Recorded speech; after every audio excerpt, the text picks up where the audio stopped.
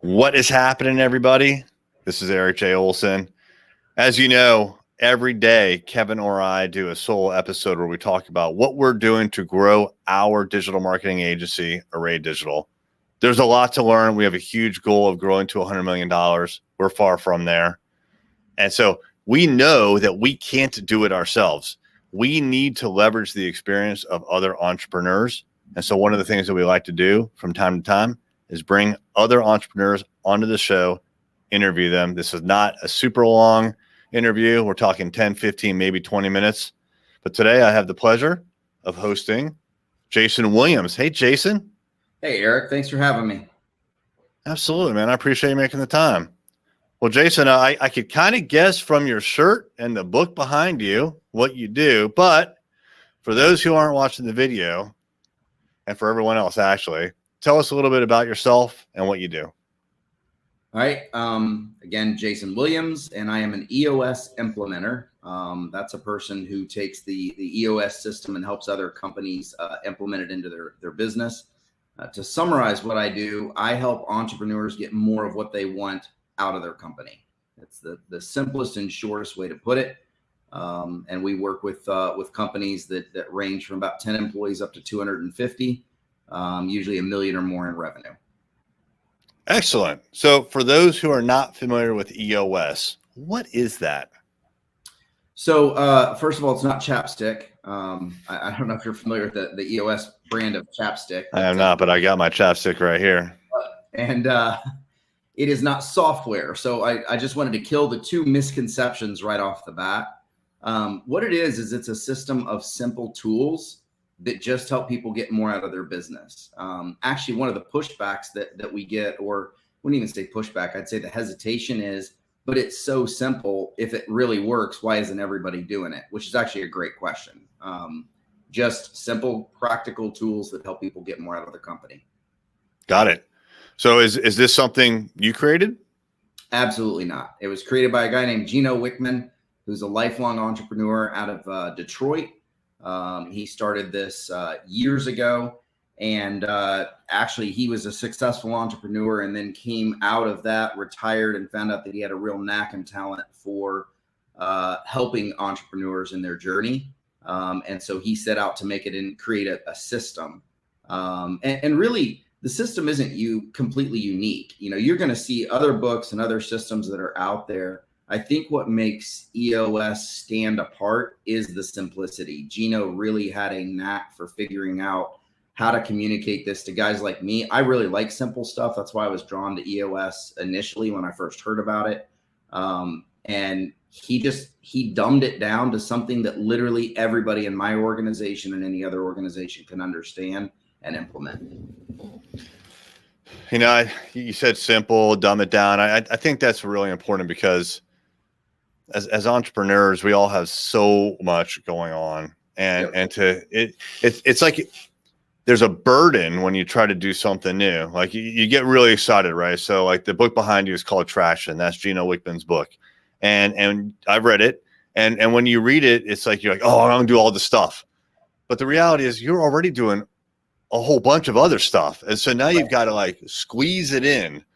And so like for us, as an example, we picked like what I thought was, not even I picked what I thought were the critical components, like the most critical components of EOS, and I started to implement them. KPI dashboard, leadership meetings, the pulses, right? The quarterly pulses and whatnot, and the weekly and quarterly and annual pulses. Yep. So I think those are important, but like it's a lot to do all these different systems. And there's, what are there, like a dozen different things that EOS prescribes? There's 5 foundational tools. And you mentioned a few of them right there. And then there's 20 total tools. So usually what we do, like in my job, if I'm going to come in and work with a company like yours, we're going to spend the first 3 times that we meet together getting those 5 foundational tools in place and creating traction in your business. Especially the first meeting I do, we actually build the 5 tools, but it takes about a year to really get them clicking in your business where everybody's committed and functioning at the highest level for those tools. But But you touched on it. It's hard to do on your own. I did it on my own when I first heard about EOS about 4 years ago, self-implemented. And I think if I was now being a professional at this, if I had to assess, I got 30%, 40% of the way there. It made a difference. I mean, if the listeners want to buy the book Traction, you're gonna get tremendous value just out of reading the book and doing what you did, Erik, which is implement a few things that make sense. But we talk a lot about it's a proven system. We've implemented in more than 15,000 companies now across the world. And so it's been tested and tried in virtually every market, and it works, but it doesn't work if it's Jason's EOS. It has to be the proven system of EOS, which is a full send with a professional implementer kind of holding your hand along the way to help you figure out how this implements into your company. Yeah. No, I'm with you. Yeah. There should be no modifications, right? Just do it as prescribed. And like you said, there's been 15,000 or more implementations. There's been a lot of lessons learned. I'm sure that what's in Traction and what you teach was not the first version of what Gino was doing. But by the way, do you know, like, where did Gino just do this in his company? Like, and over time, he's like, wow, I think I've got a framework here.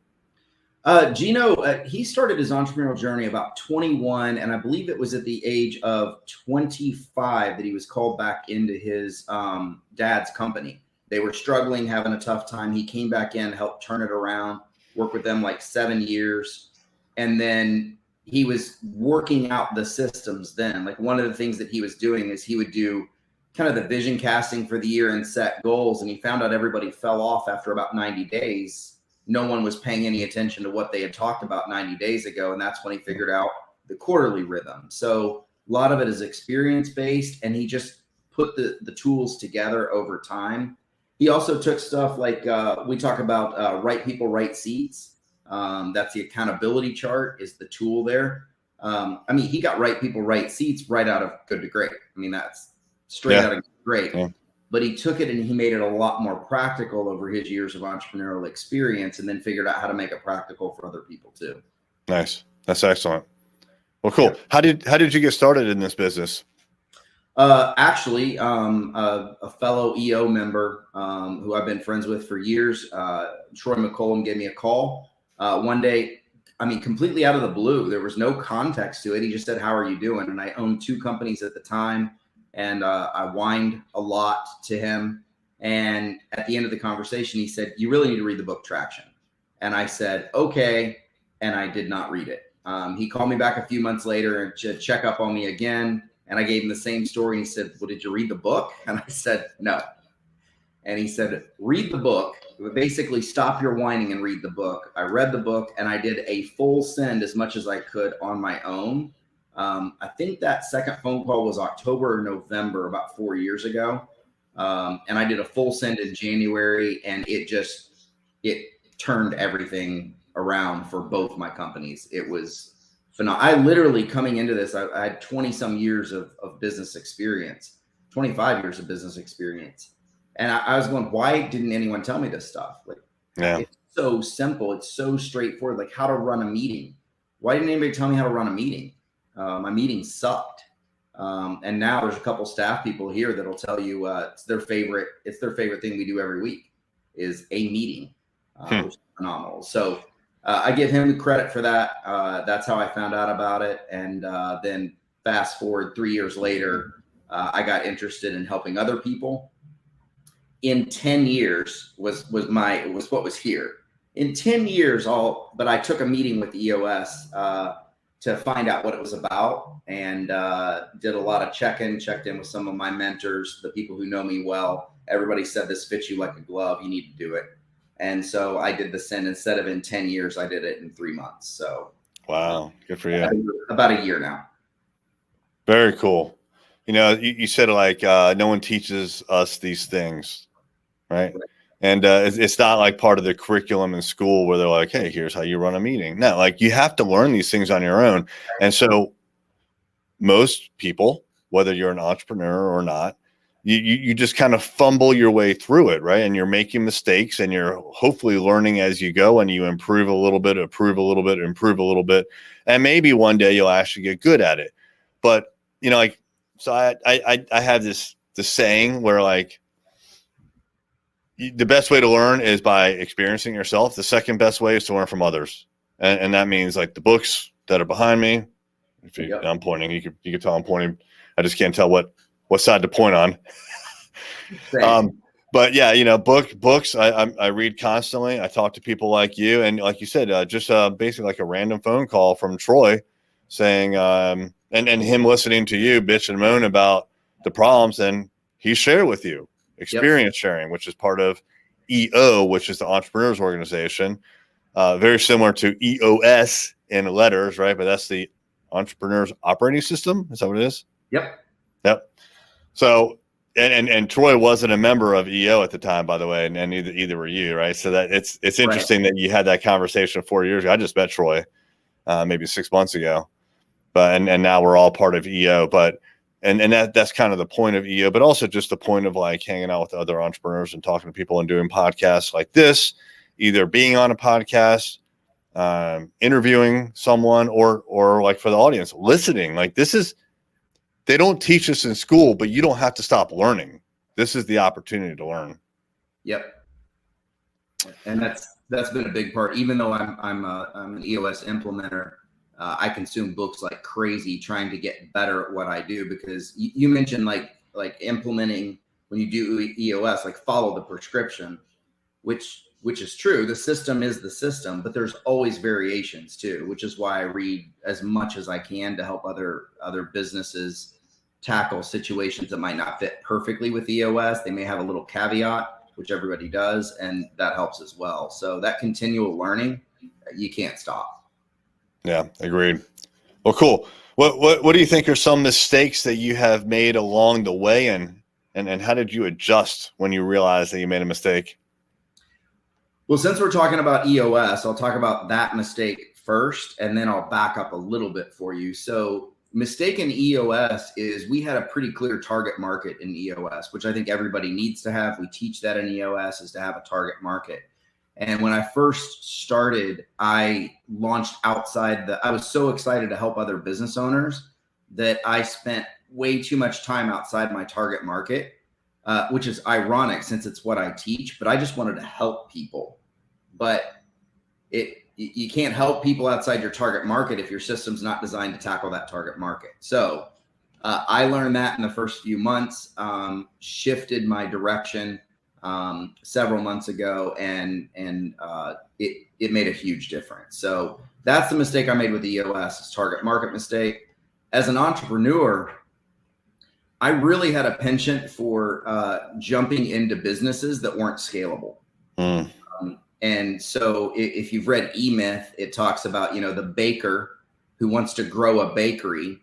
Well, it's one thing if you're a baker who wants to bake and you want to buy yourself a job. So you open up a shop and you just bake 40 hours a week, and that's what you do. That's one thing. That was not me. I wanted to grow a business, but I kept selecting areas I was interested in instead of being strategic and intentional about what I wanted the end result and exit plan to be. And so I continuously chose companies that were not very scalable, or at least very difficult to scale. Yeah. And so if I've got any advice for new entrepreneurs, is start with the end in mind and think about how you want to exit. And if you want to sell your business, you can't be the baker that bakes all the time and then sell the business. The value's in you, not in the company. That's right. Yeah. So I like you said, I would agree. Like ideally you'll actually pick a business that somehow fits you, but you'll mold that business so that you one day don't even have to be there. Like imagine that, like the business can run without you, and you go off to Europe for a month, right? Right. Like, wouldn't that be amazing? But you have to have a lot of things in place. You have to have systems in place. You have to have people in place. You have to have other people actually doing the operations of the business. So yeah, if you're the baker and no one else can bake like you, and you can't afford to hire other people that can bake like you, or they won't listen to you, like you got a lot of problems. Like you're just like you said, you've created a job for yourself and you're stuck. And it's but now the alternative is, if you find yourself in that location where you're stuck as the baker, you have a decision to make. Do you want to stay there, or do you want to now, after the fact, change the business somehow to get you out of that position? And I think in a lot of these cases, they can be changed. So even if you don't pick the right business that's scalable without you in the beginning, you can change the business potentially even beyond what your normal skill set is to make it like that. Yep. That's actually, so one of the companies that I currently own is a high-end photography company. And that company, we're currently in the process of developing a plan to switch it to a brokerage. There you go. That company is going to do all the things that everyone else hates doing, which is booking the client, asking for payment, doing the sales session afterwards. Most photographers just want to shoot. Yep. They want to go out, have fun, shoot. Some of them want to edit, but nobody wants to invoice and do all the dirty work behind the scenes of like the organization. So we're trying to shift it. Again, that was a company I started 12 years ago. Not very scalable. Now we're looking at a scalable model. Yeah. Yeah. But yet it got you to where you're at. So it served a purpose, right? But I think that's really smart is to figure out how can we change this business. So that's great. So you're gonna do like are you gonna do some of the front end stuff like the sales and then also the back end servicing, invoicing, chasing down those payments, etc. Yeah. So just to give you just the 10-cent version, most photographers, we call them shoot and burn. They photograph you and they give you 100 images and then you've got this CD or these files on your computer. Yeah. Nobody does anything with them. They charge a low amount. Most people want something more than that. They don't know what to ask for. So we would do the initial like consult, set up the shoot, and then we do the sale of actual physical items virtually. So we can work with anybody in the country doing that, set up a virtual session, and then we would process and ship all the stuff to the client. So the photographer's going to end up actually making more money and doing less work. And then we're going to take a piece of it as well. So it makes sense here. We're still fleshing out the model and seeing if we can get other photographers to buy in. Yeah, no, I love it. I mean, like what you said, I think should be everyone's goal is basically make more money, do less work, actually provide more value. And it can be done, especially if you put effort into creating systems and processes so that they start to run themselves. Right. Versus you having to do all the work all the time. So yeah. Pretty awesome, man. Pretty awesome. Well, hey, I'm not going to ask that second to last question, but if someone wanted to like start an engagement with you, an EOS like coaching, is that what you call it, EOS coaching?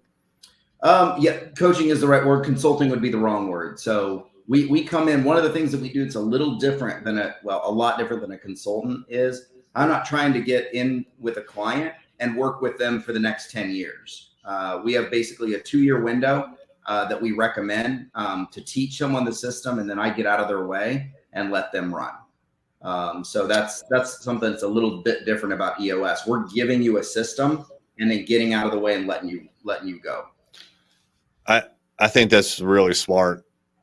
You know, like every time I've worked with the coach, there's a point in the relationship where you'll get together on your regular appointed time and it's kind of like, so what do you want to talk about?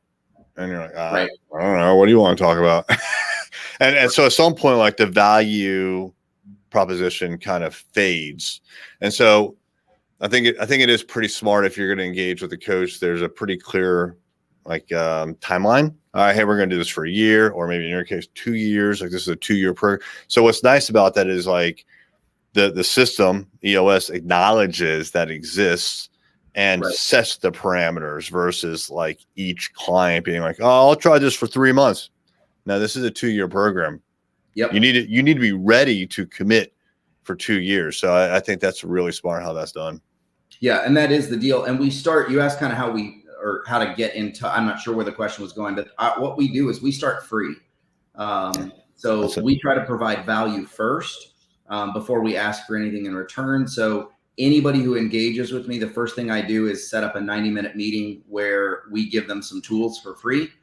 We walk through the traction principles or the EOS tools and show them exactly the path that we're going to take them on for the next 2 years. And then they get to decide whether it's a fit for their company or not. And I love that resonates with who I am as a person, because I don't like hearing like, come in and give me $5,000 for the first meeting when you don't even know what I'm going to do for you or anything like that. So I love the way that we start by giving value before we ask for anything.